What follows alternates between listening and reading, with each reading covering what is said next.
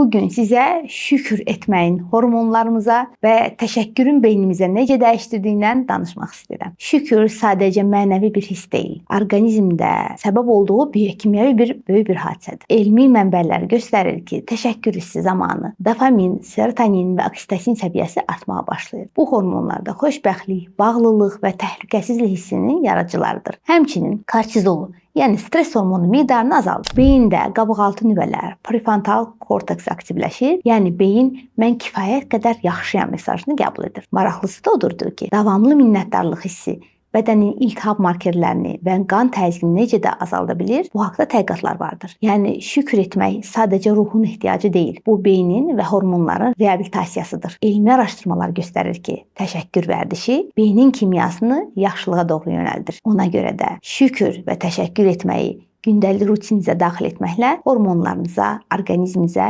beyninizə və əsas da ruhunuza yaxşılıq etmiş olacaqsınız. Özünüzə yaxşı baxın.